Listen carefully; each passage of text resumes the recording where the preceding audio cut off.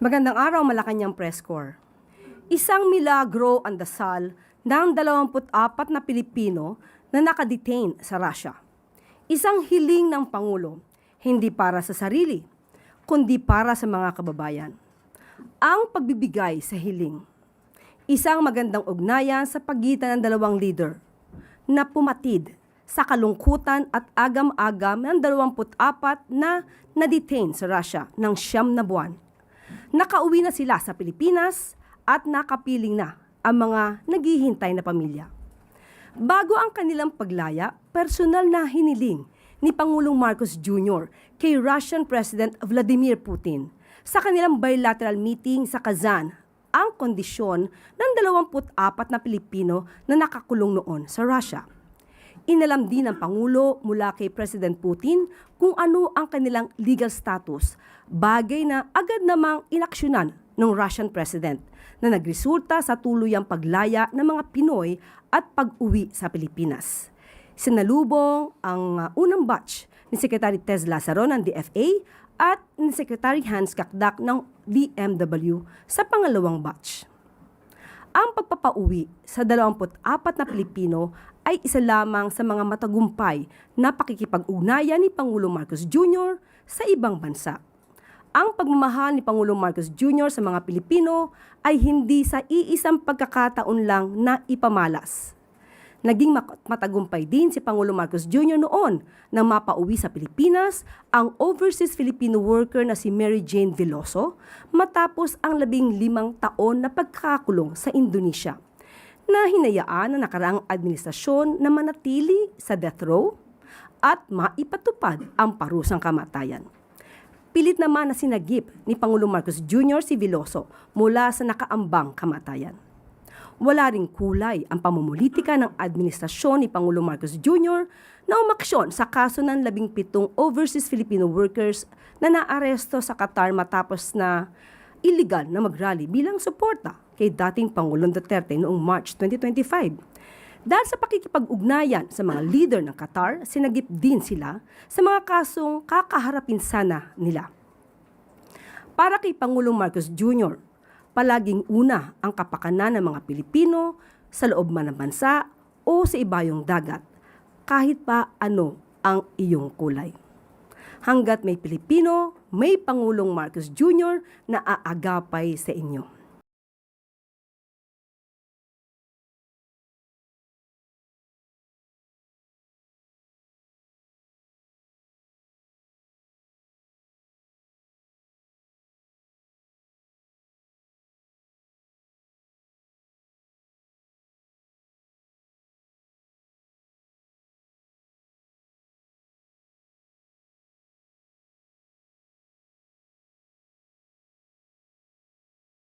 Vladimir Putin at sa ating Pangulo, Pangulong Ferdinand R. Marcos Jr.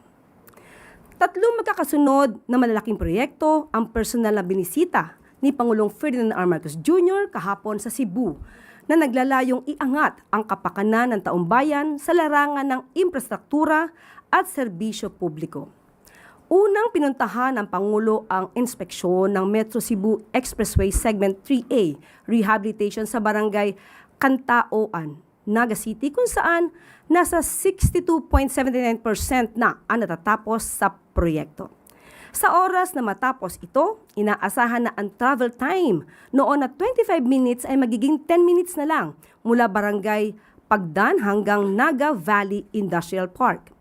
Pagkatapos ito, sunod na ginawa ng Pangulo ang inspeksyon ng Mananga River Flood Mitigation Structure Rehabilitation.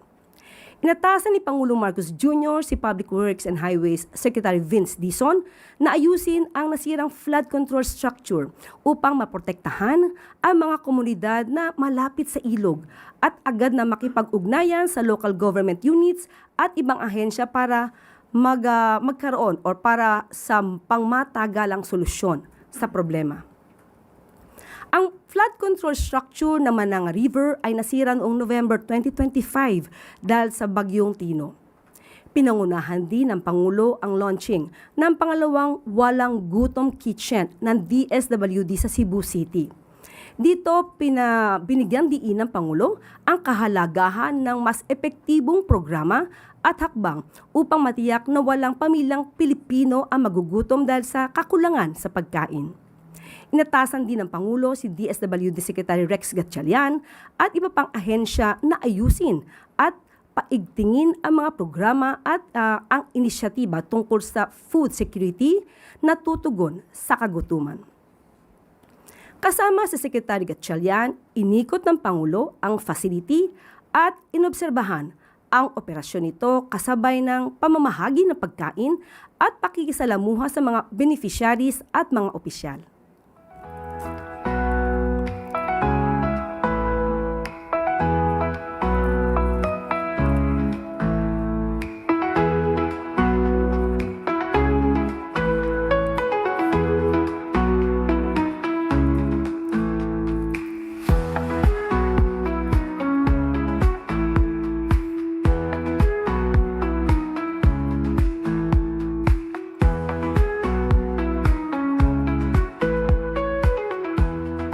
Ngayong araw ay makakasama natin ang spokesperson ng PNP na si Colonel Allen Rayco kaugnay ng investigasyon sa nangyaring shooting incident sa San Jose National High School sa Tacloban, Leyte.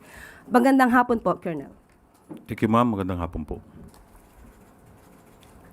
Sa ngalan po ng Chief Philippine National Police, Police General Jose Melencio Sinartates Jr., nais pong bumati ng Philippine National Police ng isang magandang araw po sa ating lahat.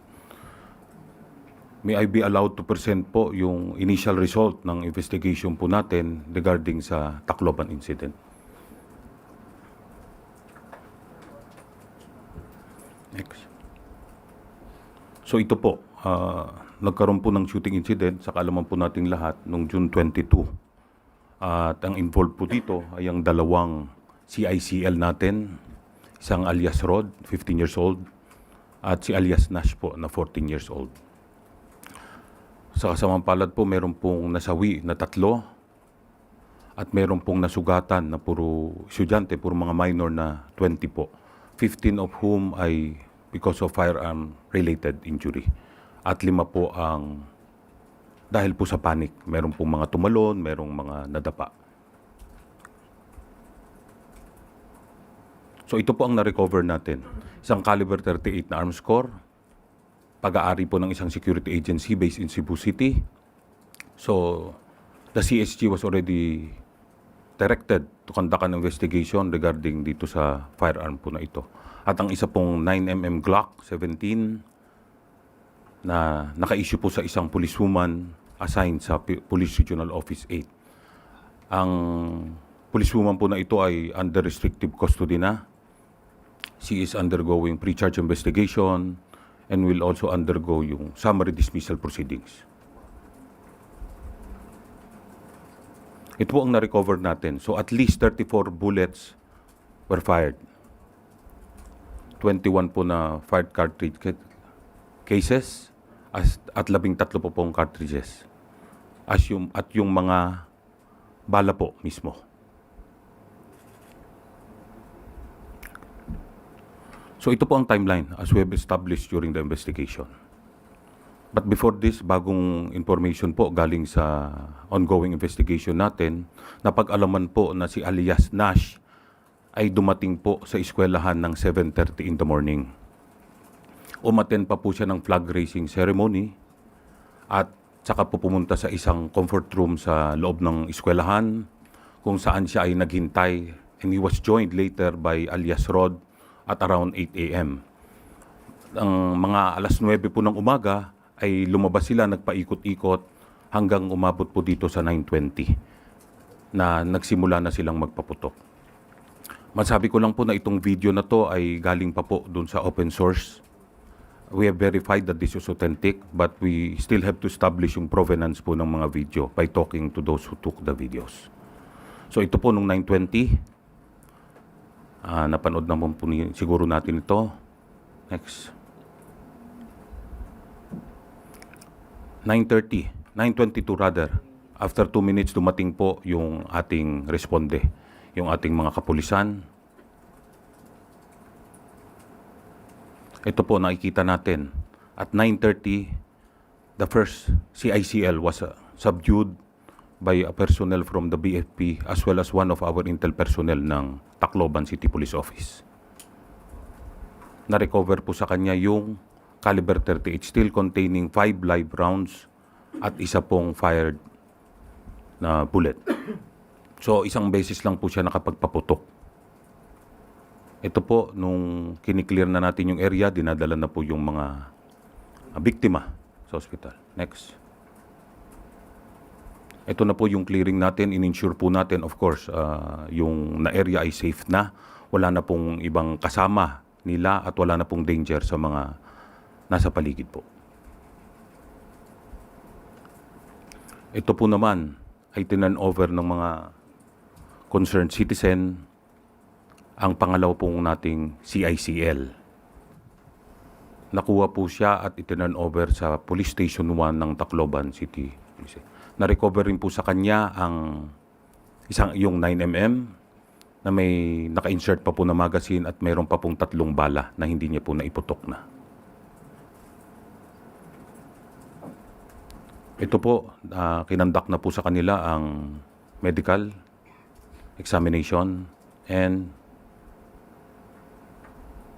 at 11 they were properly turned over to the CSWD of Tacloban City. Ito po ay, since they are considered as very dangerous, ay kasama po rin ang pulis natin doon sa opisina po ng CSWDO. Ito po ang mga actions taken natin. So we conducted crime scene processing at ito pong mga CICLs natin ay nag-undergo na rin ng and we have already the result. They are both positive for gunpowder nitrates. So, ibig sabihin po sila ay nagpaputok po pareho.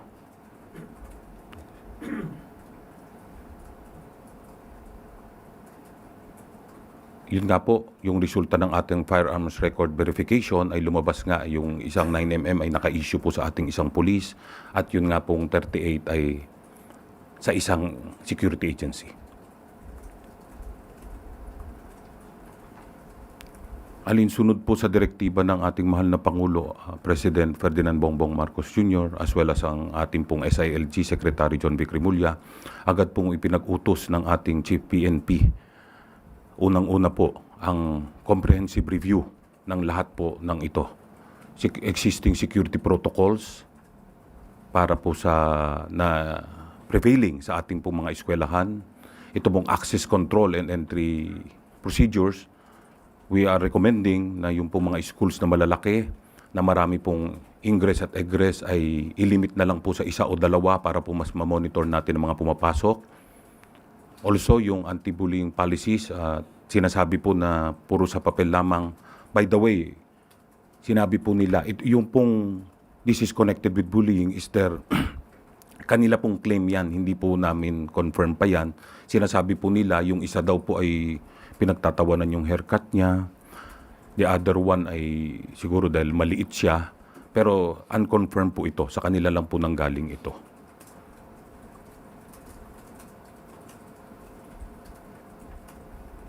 Also, papalakasin po natin yung coordination mechanism between the law enforcement, the barangays, as well as the schools po natin. And isa pa po ay yung we are planning to conduct simulation exercises kagaya po ng earthquake drills natin na kung saan ay matuturuan po ang ating mga estudyante at ating mga guro at lahat po kung paano po mag-react o ano po ang gagawin in crisis situations to include active shooter situations.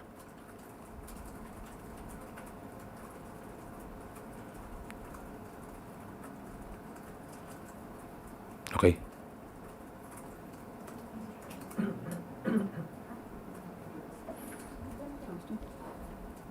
Katanungan mula sa MPC. Unang tanong mula kay Ivan Mayrina, GMA 7.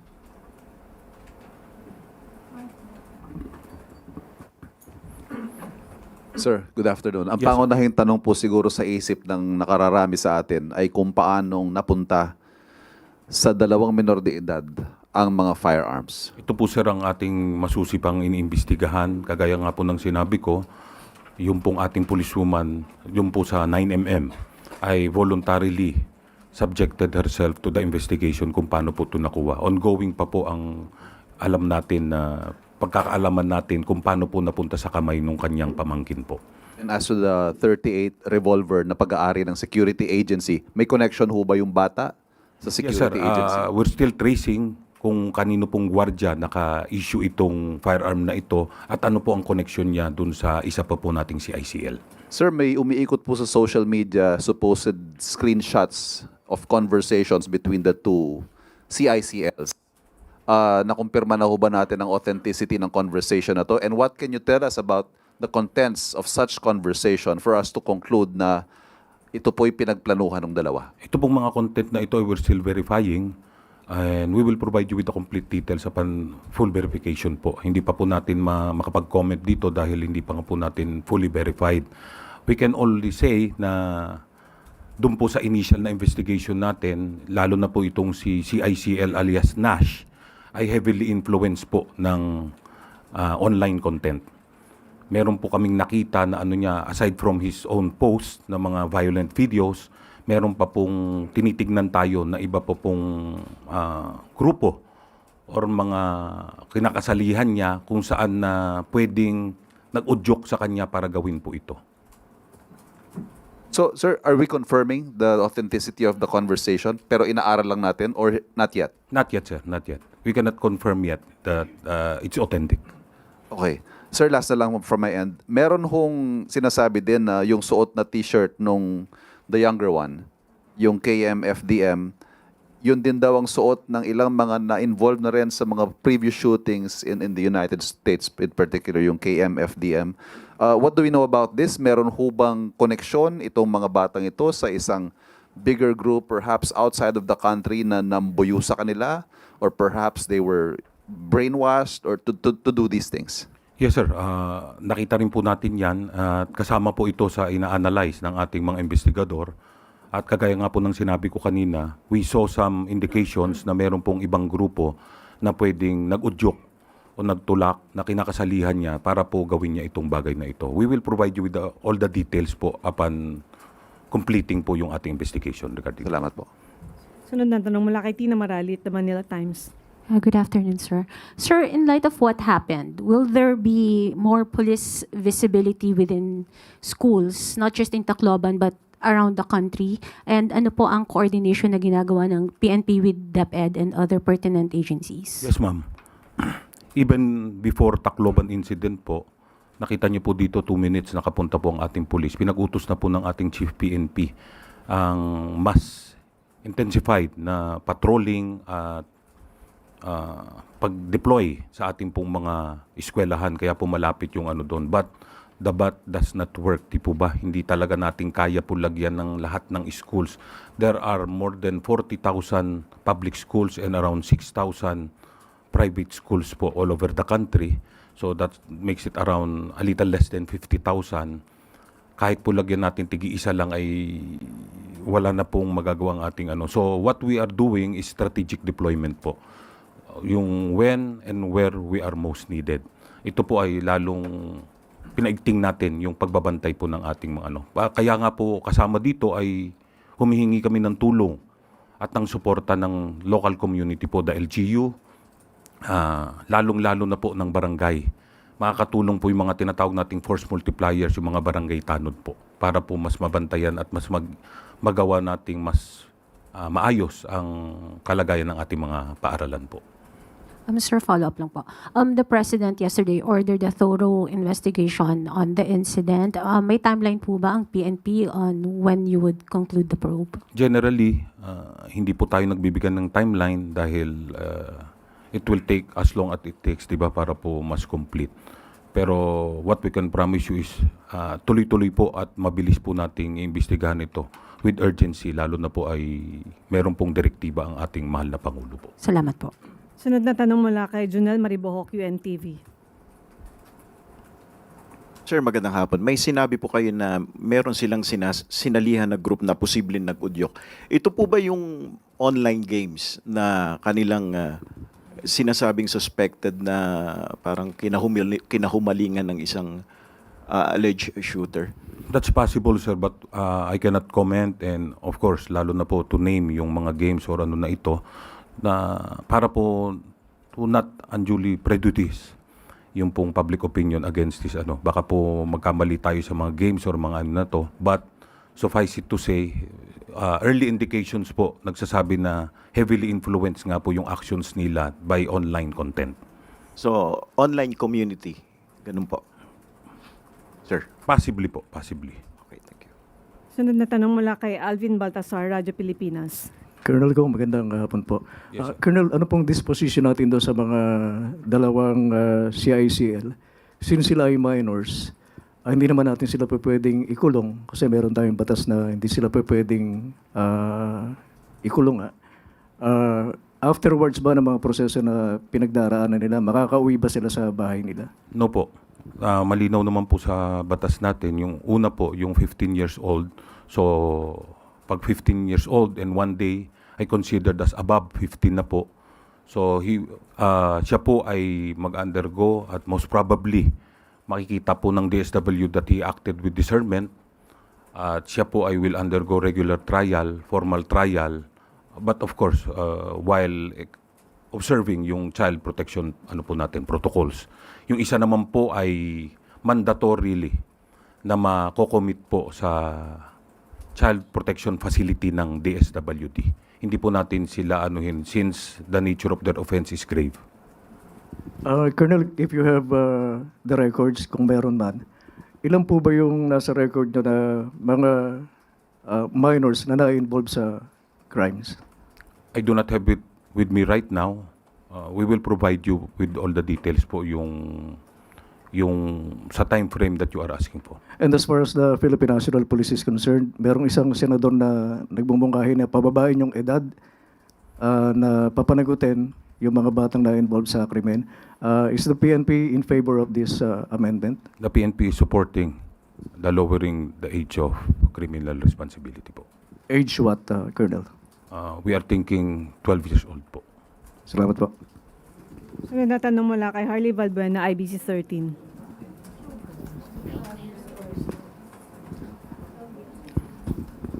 Hi sir, good afternoon. Sir, lumabas nga po sa initial investigation ng Police Regional Office 8 na possibly planado yung shooting since May pa. So does that weaken their claim na bullying yung reason ng pamaril? Kasi kung sinasabi na nabully dahil sa haircut, it seems impossible na May pa lang, ganun na yung haircut niya. At the same time, I think yung May po ay summer vacation pa. We cannot make any conclusions regarding that po. But yung as to whether it's planned, all indications point to the fact na na-plan po talaga. Yung kagaya nga po nun na, yung araw na lang po na mismo, nung June 22, ay maaga po silang pumunta. So siguro lalo nilang pinalish yung plan nila dun sa loob po ng comfort room. Talagang hindi po heat of the moment to. Hindi po yung papasok sila ay nagpaputok na. So nag-usap pa po sila sa CR more than an hour bago po nila ginawa itong krimen na ito. Sunod na tanong mula kay Raquel Bayan, Radyo Pilipinas.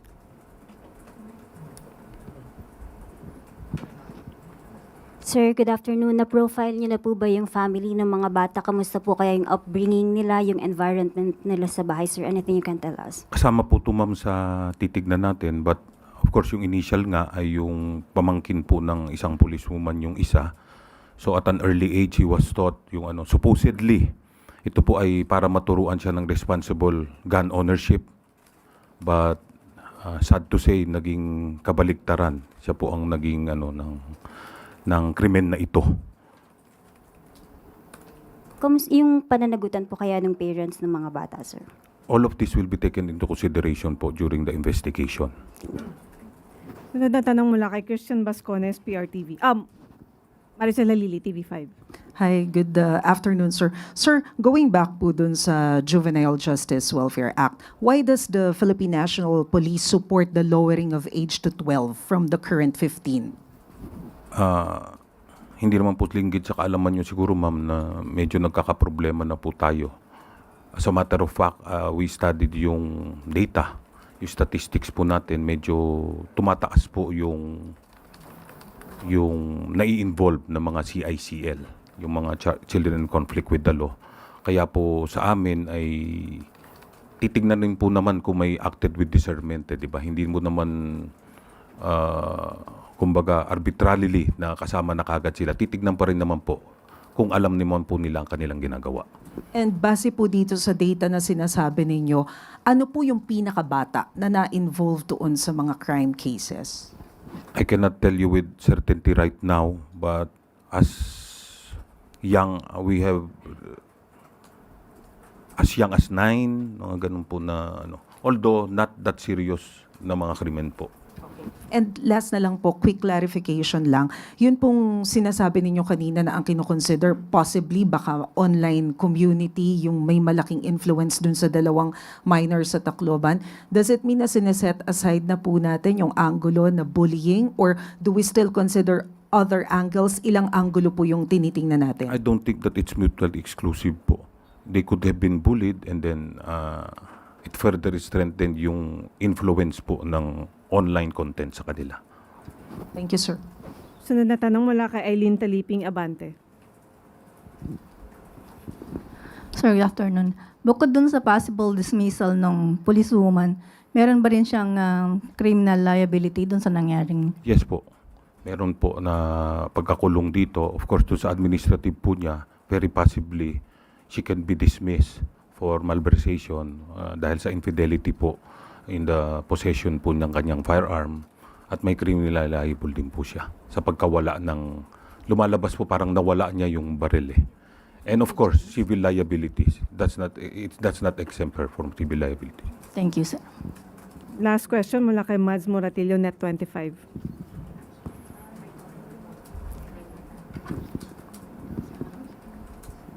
Hi, sir. Sir, clear ko lang yung binanggit mo kanina na grupo na sinalihan nila. Ano ba yun, sir? Parang mga local gang doon sa area? Wala po kung ano yung physical na group. It could be possible po yung group po sa online. Yes, ma'am. So more on online community. Yes, ma'am. Yes, ma'am. Okay, thank you po. Pahabol na tanong mula kay Alvin Baltasar.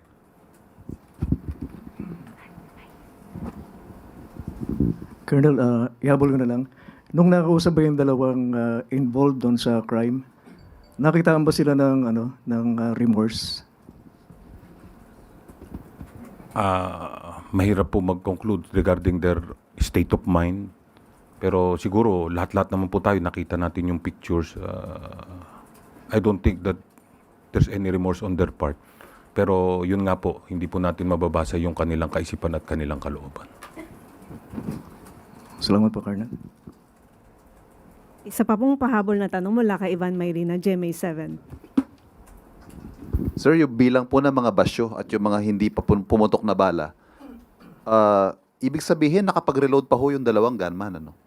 Yung isa nga po ay nakapagpaputok lang sir ng isang beses. Kaya yung una po nating nakuha or na place into custody, nakuha po sa kanya yung 38, meron pa pong 5 hindi pa na ipapaputok. So alam po natin, 6 ang laman, isa lang po ang napaputok niya. Yung isa po nakapag-change magazine pa. Yung pong alias Nash, yung mas bata po. So nakapag-change magazine perhaps more than once. Kasi ho, sa dami ho ng tinamaan, unless 1:1 yung tama ho niya, no? Pero kung 1:1 ang tama niya, it means nakapag-reload siya more than once. Possibly po, but we were only able to recover 2 magazines. Isa po dun sa site, tapos isa po na nakasaksak pa sa kanya, sa 9mm, kung saan itinapon niya po dun. Nakita niyo po kung saan siya na-apprehend or nakuha ng ating mga mamamayan. So does it add up? Yung mga bilang ng bala, bilang ng mga basyo, at bilang ng mga tinamaan? Yes po, as I've said sir earlier, at least, nakapagpuputok po silang at least 34. Thank you. Okay, wala nang tanong mula sa Malacanang Press. May isang pahabol pa daw po, sorry, mula kay Tuesday New. Sorry, ma'am. Visible B. Sir, natumbok, dito sir. Yes, ma'am. Natumbok nyo na ba sir kung paano na ipasok doon sa loob ng eskwelahan yung baril at 2 magazines pa at saka yung isa pang revolver, hindi ba sila dumaan doon sa pagkapkap ng mga security, doon sa gate? Paano sila nakapasok ng may bit-bit na armas? Kasama po to sa pinag-aaralan natin at tinitignan natin sa investigasyon, and it will also be included po sa recommendations natin sa DepEd kung paano po natin ginagawa. Kagaya po ng sinabi ko kanina, yung security protocols, existing security protocols po, medyo obvious po na siguro may konting pagkukulang sa ating security protocols na existing. Kaya titignan po natin kung paano po natin mas mapapalakas ang seguridad po sa ating mga paaralan. And will this incident, sir, warrant na kailangan na rin sigurong magkaroon ng adjustments or retraining sa mga security agencies para hindi na maulit yung ganito? Isa po yan sa titignan natin, Madam. At of course, in coordination with the DepEd, kung paano po ang relationship natin as to the provision of security po from the Philippine National Police. Okay, thank you, sir. Okay, maraming salamat, Malacanang Press Corps. Maraming salamat, Colonel Alden Reyco. Balik sa iyo, Yusek Claire. Karagdagan tanong lang, sir. Yes, ma'am. Sir, age sila, ang edad nila 14 and 15. Yes, ma'am. Pareho silang estudyante. Opo, ma'am. Okay. So, alam ba nila, batid ba nila na wala silang magiging criminal liability? Yun po ang tinitignan natin, ma'am. Yun nga ang, kasi nasa tamang pag-iisip po sa initial evaluation natin sa kanila, ma'am. So, most probably, iniisip po nila that they will escape, they will be exempted from criminal liability, ma'am. But nagkamali yung isa, dahil above 15 na siya, pwede na po siyang itry as dahil above 15 years old na po siya, tapos may... Pero below 16 siya, sir. Yes, ma'am. Yun, ni-review na rin po natin, ma'am, na 15 years, upon your birthday at nag-one day na, ma'am, considered po na above 15. Yun din po ang pinag-ano namin kanina, ma'am. So, yun yung legal opinion Yes, ma'am. na binibigay. Yes, So, tingin nyo, sir, because madalas naman na pag-uusapan na kapag ka 15 and below ay hindi nakukulong. So, most probably, pwedeng yun ang nasa isip nila. Kaya ganun, sabi nyo nga parang walang remorse feelings eh. Pwedeng kayang ganun yung isip nila na hindi naman ako makukulong eh. Tama po, ma'am. Kaya nga po ang Philippine National Police, ma'am, Philippine National Police po ay in support of lowering yung ating pong threshold ng criminal responsibility po dun sa age po, ma'am. Isa pa po, sir. Katulad halimbawa, di ba nakapasok na sila sa school? So kahit may mga pulis tayo sa labas, wala nang jurisdiction yung pulis pag nasa school na yung mga bata. Yes, ma'am. Di ba alam po natin ang mga paaralan ay zones of peace. Hindi po pwedeng basta pumasok ang ating kapulisan except for exigency situations. Kunyari, kagaya po nito na mayroon ng nagpapaputok, mayroon ng violent attack, tsaka po kami papasok. We have to ask permission po from the school authorities dahil hindi nga naman po magandang tignan na mayroong paikot-ikot po na pulis sa loob ng school na may armas. Pero ito nga po, ma'am, kaya isasama po natin sa pagre-review yung security protocols kung ano po ang pwedeng maging adjustments dito since nangyari na nga po ito, ma'am. So, pag ganun, sir, di ba, ito karaniwan to, kapag ka ikaw ay estudyante, normally hindi ka naman kinakapkapan ng security guard eh. Opo, ma'am. Yun nga po talaga. Pag nakita lang yung ID mo, papapasukin ka na lang eh. Actually, di ba yung pong no ID, no entry lang naman po ang ng gwardiya natin. So, siguro ito nga po with the recent events, we have to adjust po. At yung ano po kasi dito, ma'am, yung practicality, yung mga school, yung mga paaralan na mayroon pong thousands of students, how long will it take for them na kapakapan po natin lahat? Yung po ito yung mga considerations that we will be taking. Pero sir, buti naka-respondi po agad ang PNP sa loob ng 2 minuto. Yes, ma'am. Alinsunod nga sa kautusan ng ating mahal na Pangulo, ma'am, ay agad na pinag-utos rin ng ating Chief PNP ang mas agarang pagbabantay. Lalo na nga po nung nangyari na yung sa Cavite po. So, fortunately po dito sa event na ito, at we cannot say naman na fortunate po talaga dahil po Pero at may least nasawi, pero po nakahanda at nakapunta po. At we're thinking na yung mga hindi po naiputok ay baka dahil dumating na po yung ating kapulisan na baka may iba pa pong tinamaan. Dahil meron pa po silang bala at kayang Yes, ma'am, meron mag-reload pa. eh. Yes, ma'am. Baka meron pa pong magazine na extra na hindi po natin nakikita. Maraming salamat po, Colonel Alan Ray ko sa inyong pagpapaliwanag sa nangyaring insidente. Maraming salamat po. Thank you po, ma'am. Thank you po. At handa na po ako sa inyong mga katanungan. Unang tanong mula kay Alvin Baltasar, Radyo Pilipinas. Yusek, good afternoon po. Yusek, mayroong mga mayayamang bansa gaya ng Australia, France, UK, na strict yung kanilang implementation doon sa batas nila na nag-i-impose doon sa pag-iigpit sa social media access ng mga minors kasi sa issue ng cyberbullying, mental health. Nakikita po ba ng Pangulo na kailangan ding repasuhin ng Pilipinas yung access ng mga bata sa social media and eventually humiling sa Kongreso na magkaroon ng batas tungkol dito? Actually, napag-usapan po yan na nai-report nga po na itong mga batang ito ay gumon sa paglalaro ng online gaming na marahas. So, napag-usapan po na yung mga ganong klaseng app ay dapat na maban sa Pilipinas. So, maganda pong mungkahiyan at sana makagawa agad ng batas at open po ang Pangulo sa ganyang mga panukala. May effort po ba ang Pangulo na makapag-usap sa Congress para mabilis na maisulong ito, Yusek? Sa tingin po natin, kahit hindi na po kausapin ng mga mababatas dahil sa nangyari pong ito, ay mabilisan din sila magbabalangkas ng batas para po maisakatuparan ito. Salamat po, Yusek. Sunod na tanong mula kay Junel Maribohok, UNTV. Nasagot na po doon sa online games. Doon na lang po sa dagdag na budget na para doon sa mga public schools, para doon sa sinasabing mga well-trained na security guard. Bukas po ba dito yung palasyo na mabigyan sila ng dagdag na pondo para dito? Yan po ay naitanong din po natin at kung kinakailangan po talaga ay kailangan po magdagdag ng budget. Pagka ito po ang pinag-usapan natin para po sa seguridad ng ating mga kabataan at mga mag-aaral. Sunod na tanong mula kay Leth Narciso, DZRH. Yusek, dahil nga po dun sa Tacloban shooting incident at sa iba pang school-related violence na kinasasangkutan ng mga menor de edad, nabuhay yung debate sa kung dapat bang ibaba yung age of criminal liability. Si Senator Robin Padilla, sabi niya, ang tanong niya, may special session kaya yung kanyang panukala tungkol doon. Ang Malacanang po ba nakikita yung pangangailangan na amyendahan ang Juvenile Justice and Welfare Act? Depende po yan kasi kung ano po makikita na version ng Pangulo at kung ito naman ay magiging mas makakabuti sa ating mga kabataan at sa pagpapatupad ng ating batas ay sasang-ayunan naman po ng Pangulo yan.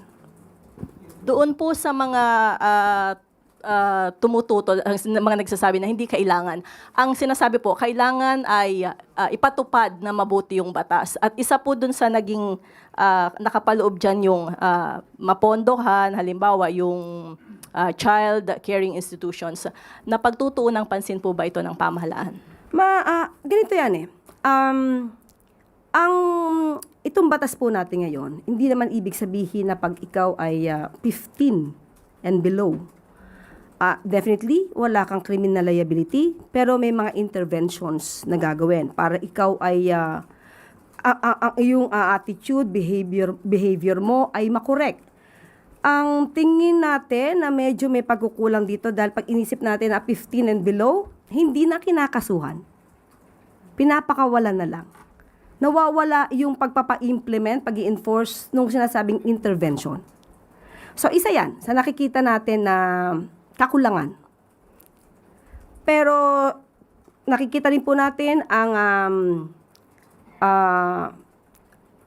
nasa isipan ng mga miyembro ng PNP na ang mga kabataan po ngayon ay mulat na kung ikukumpara noon. Nakikita po natin na pag sinabi natin ay hindi ka naman makakasuhan, mas malakas yung loob nila na gumawa ng hindi maganda. So ito naman po ay hindi lang sa gobyerno dapat manggaling, kundi pati sa mga magulang, sa mga guardian, sa mga guro, kung paano natin din ihuhubog ang ating mga kabataan, lalong-lalo na ngayon na talagang medyo mararahas yung napapanood natin sa social media. So tulong-tulong po talaga lahat para mas agapayan natin ang mga kabataan. Doon po sa binanggit ng PNP kanina na tinitingnan nila yung 12 years old. Ano po ang posisyon ng Malacanang doon? Sa ngayon, walang posisyon ng Pangulo kung anong edad. Pero kung ang sinadjust nila ay 12 years old, ito ay reasonabling edad. Follow-up question mula kay Alexis Romero. Okay na? Okay. Sunod na tanong mula kay Harley Valbuena, IBC 13. Ayusek, other matters po. Did Russia ask for anything in return or in exchange for the release of the 24 detained Filipinos? Wala po. Sa bilateral meeting, inopen lang po ng Pangulo ang patungkol sa 24 Filipinos na nakadetain sa Russia. And at the time na ito ay nabanggit ng Pangulo, ito kasi ay bandang dulo na bago magtapos. Of course, hindi natin inaasahan at hindi din naman inaasahan agad ng Pangulo kung ano yung magiging response ni President Vladimir Putin. Pero ikinagulat na nga niya na may mga Pilipino na nasa Russia at agad-agad niya sinabi na patitignan kung anong estado ng mga kababayan natin doon at bibigyan ng solusyon ng naaayon sa batas at naaayon din naman sa polisiya. Dahil sinabi ng Pangulo bago niya ito hilingin ay pinauna niya na nirerespeto ng Pilipinas ang batas at polisiya ng Russia. Pero naging maganda po ang response ng Russia ni President Putin dahil napauwi po agad ang ating mga kababayan. Sunod na tanong mula kay Christian Bascones, PRTV. Yusek, isang buwan na lang bago ang nakatagdang SONA ng Pangulo. Kamusta po ang paghahanda po? Naghahanda naman po. Naghahanda naman. Of course, definitely. Alright, follow-up question po. Last SONA, ang pinaka-magical word na binanggit ng Pangulo ay mahiya naman kayo. Ang tanong po ng bayan, nahiya na po ba ang sino man dapat na mahiya? At kasunod po na tanong, may katagang galing sa palasyo, managot ang dapat managot. Considering the fact na hindi pa rin nahuhuli po si former Congressman Zaldico, na-achieve na po ba, confident po ba yung palasyo na nakamit na yung hangarin sa transparency and accountability? Patungkol po sa unang tanong, tungkol sa nahiya na ba sila? Hindi po ang Pangulo at ang palasyo makakapagsabi kung nahiya na sila. Dahil yung iba naman ay hindi pa umaamin. Pero sa tingin natin, yung mga umamin at nagsoli na ng mga milyon na pera, tingin natin ay nahiya na sila. Pero ang managot ay dapat na managot. Of course, nandyan pa rin po, absolutely. Yan ang nais ng Pangulo. Managot ang dapat na managot. Pero hindi man nahuhuli, tama po ba? Ano yung sabi niyo? Si Zaldico, di man pa nahuhuli si Zaldico. Hindi po umiikot ang flood control mess or investigation kay Zaldico lamang. Marami pang maaaring involved sa anomalya, maaari pang maraming korupsyon na naganap. Nandiyan na nga yung binabanggit ni dating Congressman Andaya na 2018 pa lang ay mayroon ng issue tungkol sa flood control projects at mayroon na ring issue tungkol sa ghost projects ng 2020. Ito ay mukhang hindi pa naiimbestigahan at mukhang hindi pa nahihiya ang dapat na mahiya dito.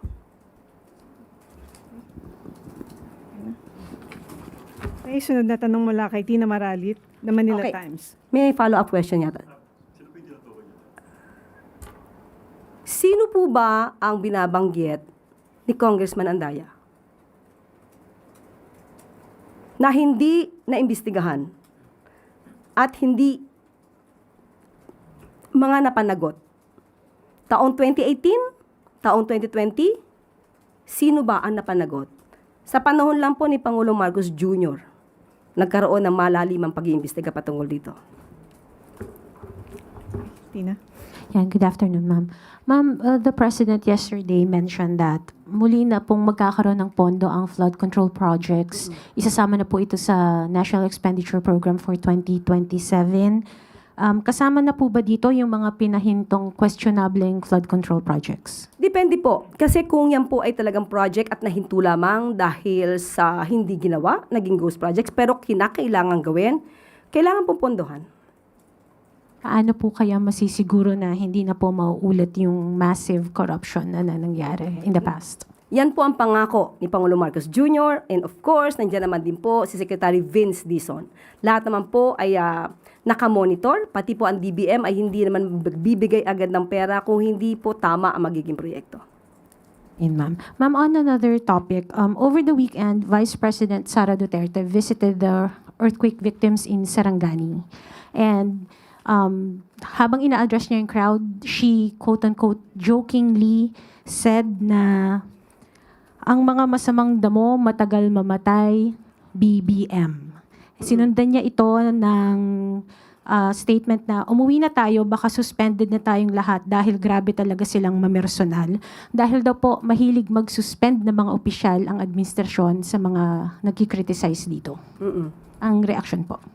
Ang Pangulo, ang administrasyon na ito ay tumutupad sa batas. At least, ang sabi niya ay masususpend kung nakikriticize. Alam naman natin na kinakasuhan lang naman kung nagkakaroon ng fake news, nagpapakalat ng fake news. Kung sinususpend, wala pa po akong nabalitaang sinuspend. But, if ever may masuspend, kritiko, at least, hindi na EJK. Buhay pa rin. Patungkol naman sa sinasabing masamang damo, madaling mamatay, BBM, sa aking pagkakaalam ay nabanggit niya si dating Pangulong Duterte, kinukwento niya about this.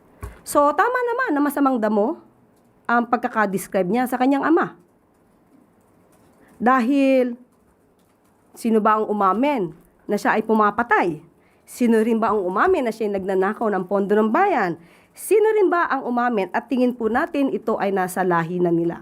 Sino ba ang umamin na may assassin? Sino ba ang gumagamit ng marijuana habang siya ay presidente na? Yan naman ay inamin lahat ng kanyang ama. So maybe tama ang pangulo, tama ang vice presidente sa pagkakadescribe sa kanyang ama na masamang damo.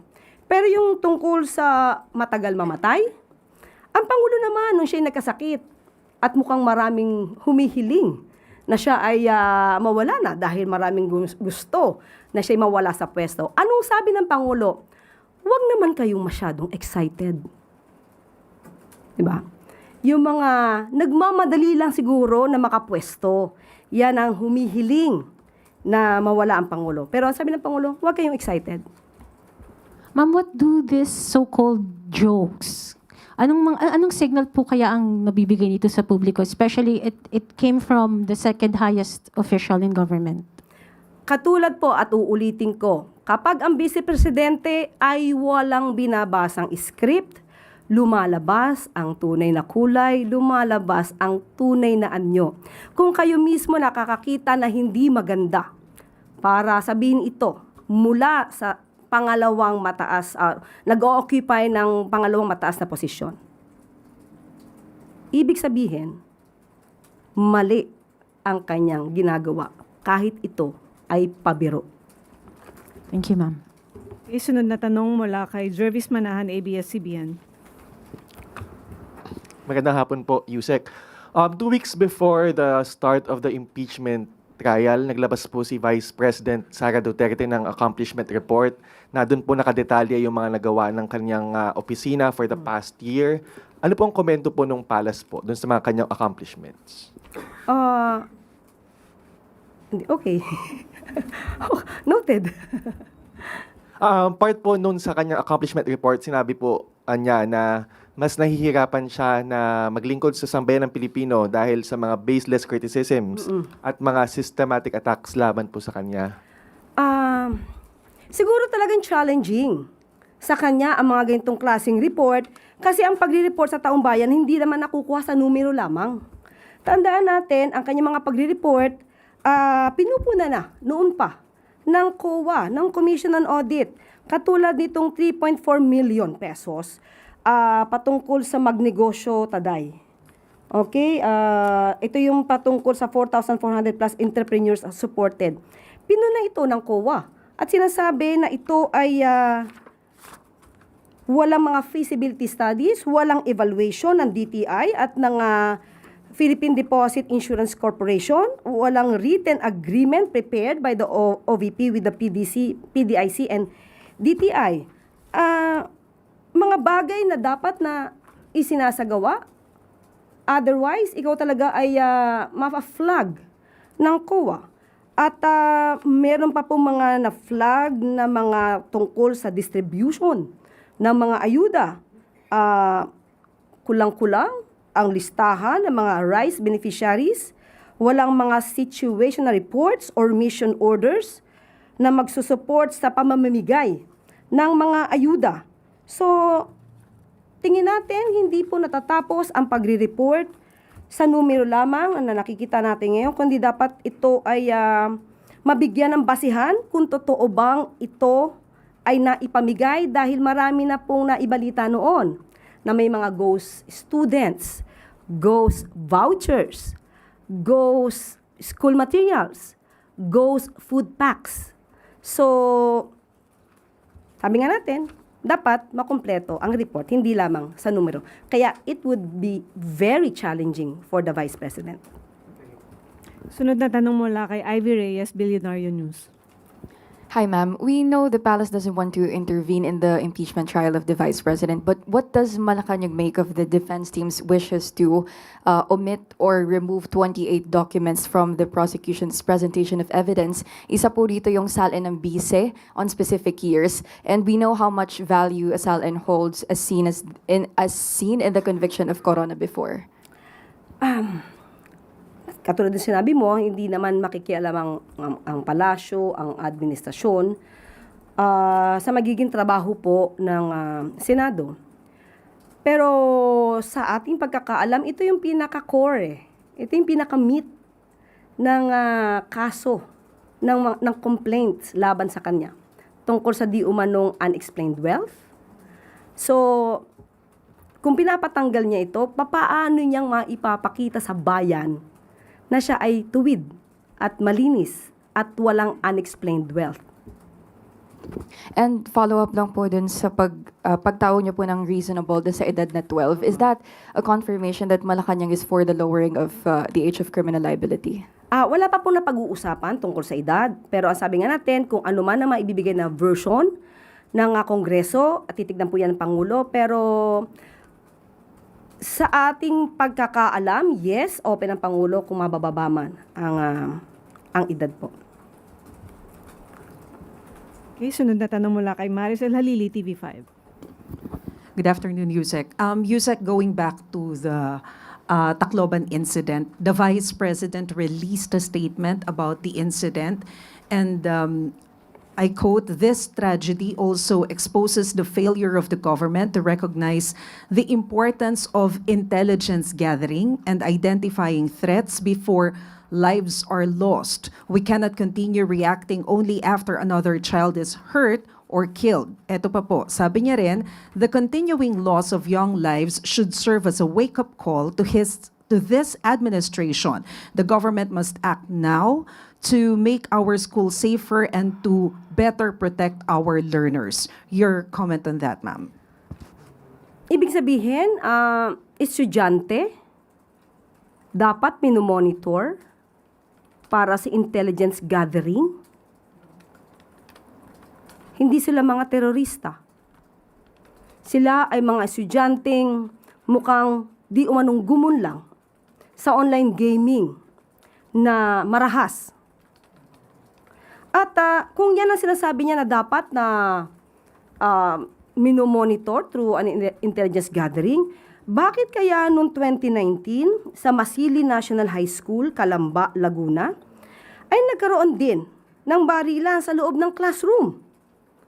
Isang 15-year-old, grade 7 student ang involved. This is 2019. It occurred 2019.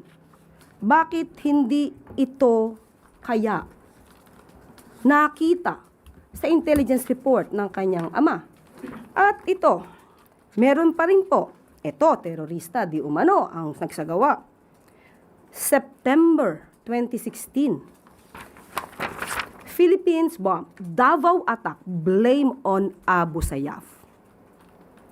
Bakit hindi niya kaya tinuruan ang kanyang ama para marisulba or ma-counter ito agad? Okay? Meron pa pong isa. November 29, 2016, 9 injured in bomb blast targeting Duterte's security team. Magaling naman po yata siya magpuna. Pero walang solusyon na naibibigay. Sana magbigay siya ng solusyon. At ito pa po. 2019, Duterte Honors Cup killed in school explosion. Hindi po ba dapat kung napakagaling niya magbigay ng suggestion, dapat ay tinuruan niya ang kanyang ama para ito ay na-prevent. May mga pagkakataon po na hindi maiiwasan ng mga ganitong sitwasyon, especially sa pangyayaring ito, mga estudyante, mga minor de edad, hindi terorista. At sa susunod sana, bago magbigay ng pamimintas at paninira ang Vice Presidente, itanong niyo sa kanya ano ang kanyang suhestyon. Okay, last question mula kay Samuel Medanilla, Business Mirror. Good afternoon, ma'am. Mag-ias lang po namin if President Marcos will still request for a supplemental budget from Congress and push for the passage ng Uplift Bill after DOF said it is eyeing to borrow $1.5 billion from ATB. Okay, sa ngayon po, ito lang po ang aking maibibigay sa iyo, Sam, patungkol sa supplemental budget. According to DBM, the additional $3 billion for the Department of Migrant Workers to support repatriation and reintegration efforts was sourced from available funds or other savings generated through the implementation of NBC number 602 and NBC number 603 consistent with existing budgeting, accounting, and public financial management rules.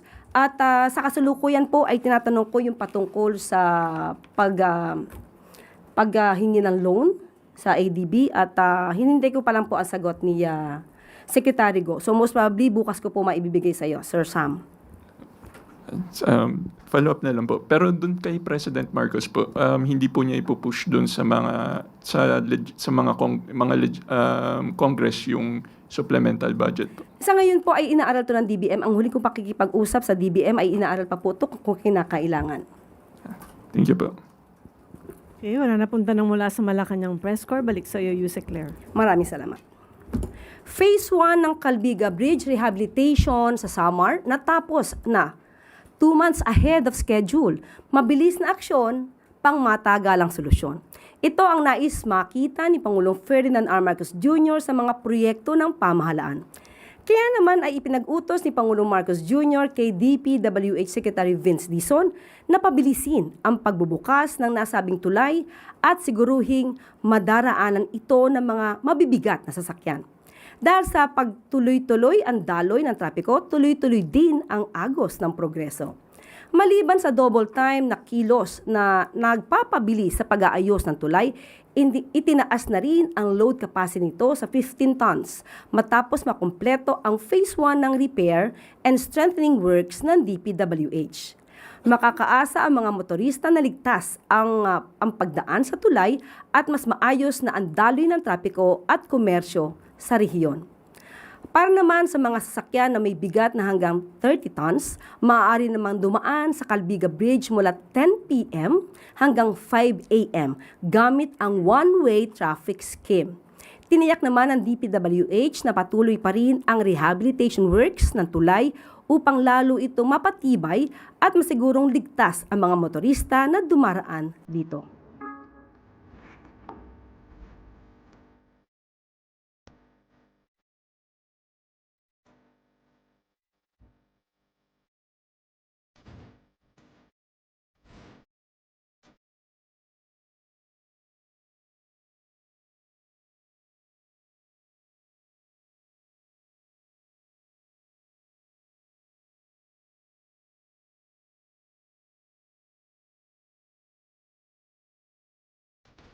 At bago tayo magtapos, ang totoong lingkod bayan ay hindi bulag sa mga ginagawang trabaho at programa ng gobyerno. Hindi naninira para sa pansariling pag-angat at hindi ginagawang katatawanan ang kalusugan, buhay o kamatayan ng isang tao. Ang dating nakatunggali ni Pangulong Ferdinand R. Marcos Jr. sa kampanyahan noong 2022 na si Mayor Leni Robredo ay bukas ang mga mata at puso sa mga magagandang programa ng gobyerno.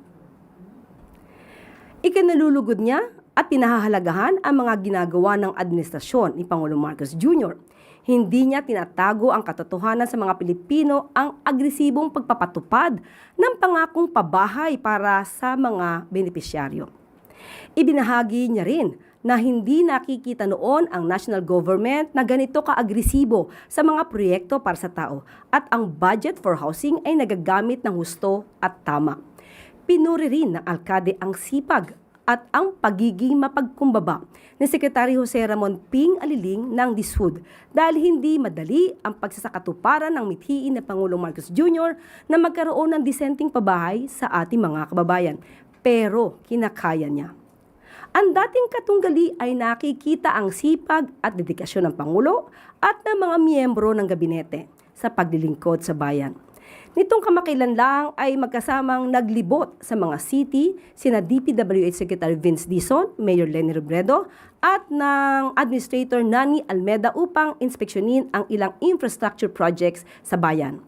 Walang hatakan pababa o siraan, kundi puspusang trabaho lang para sa bayan. Kaya huwag magpaloko sa mga nagpapanggap na lingkod bayan pero puro paninira lang ang ginagawa at pilit binubulag ang taong bayan sa katotohanan na ang gobyernong ito ay nagtatrabaho, naglilingkod at hindi nagbabakasyon lang. Nagpapasalamat tayo sa national government. Bahagi ito ng programa ng administrasyon ni President Bongbong Marcos na talagang aggressive na pabahay para sa mga walang bahay. For a very long time, hindi natin nakita na ganito ka-aggressive yung national government as far as housing is concerned. In fact, nung nakaupo ako sa HUD-C, yung problema namin halos walang budget for housing. Pero ngayon, nakikita natin na yung budget for housing na ma-maximize talaga. At lagi natin tandaan, ang bagong Pilipino, hindi ginagawang katatawanan ng kalusugan ng kapwa para iangat ang sarili. At dito na po nagtatapos ang ating press briefing. Magandang araw para sa bagong Pilipinas.